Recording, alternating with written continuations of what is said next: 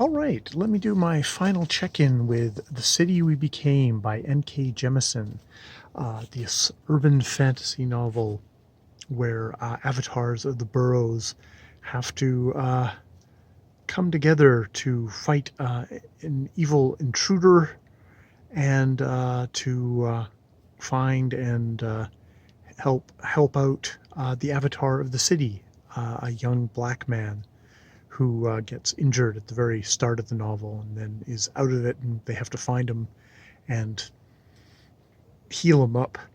So yes, I'm going to talk about the final chapters. So this is, I guess, all spoilers if for some reason you're listening to me do this. I have to say the ending sort of reminds me of a YouTube channel, Screen Rant, who they talk about, oh, gee, they're going to have to defeat the big entity at the end, and they don't have all of the boroughs. That's going to be super difficult. And at which point the writer says, oh no, it's going to be super easy, barely an inconvenience.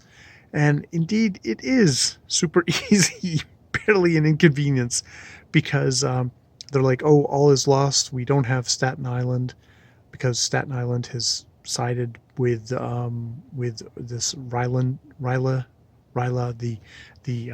the city from another dimension. And in what I think I already discussed, it's kind of that kind of logic of someone of a segment of the society siding with kind of a fairly malignant force, or something that's like, I equate it with like being the super rich or something. The working class whites are super, allying with the super rich, completely against their own self-interest, because racism and fear and xenophobia and stuff like that. So that happens, but it's like, oh my God, what are we going to do?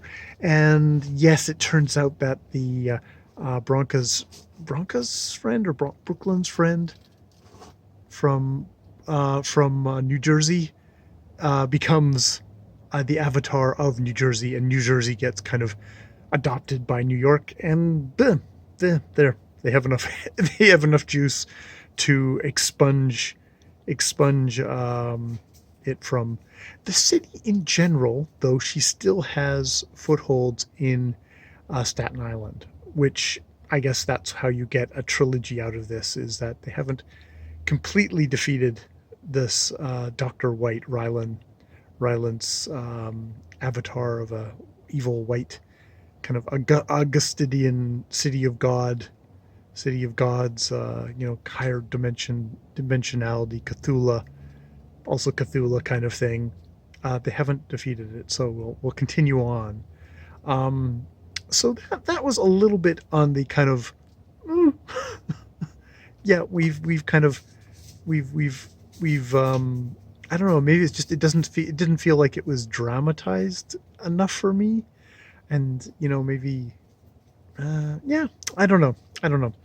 That said, I really enjoyed all of the various kind of bits and pieces that N.K. Jemisin was able to kind of incorporate, this of kind of weird cultural moment we are in. I mean, we've always been in, but it's just the coming to the surface of it for a lot of people. I did enjoy how she was able to kind of dramatize kind of a city, but as people. And I did actually start kind of rooting for these people as people, even if they are also avatars, I guess, throughout the story. So yeah, I enjoyed it. With the coda, we can see that Manhattan and the Avatar of New York, yeah, they're going to totally be lovers. Um, um, yeah, yeah. So I I enjoyed it. I'm tired right now as well. I will probably try and do a more coherent sounding review later. But yeah, mostly super easy, barely inconvenience, sort of at the end there. But other than that, it's pretty good. Because yeah, I was convinced we weren't actually going to get a final showdown, because I was like, oh, we only have a chapter left. But they kind of did have it, because they made a quick little shuffle, and there, oh yeah, everything's easy to get rid of her. All right, okay. So I guess we'll leave it there for the moment. Ciao.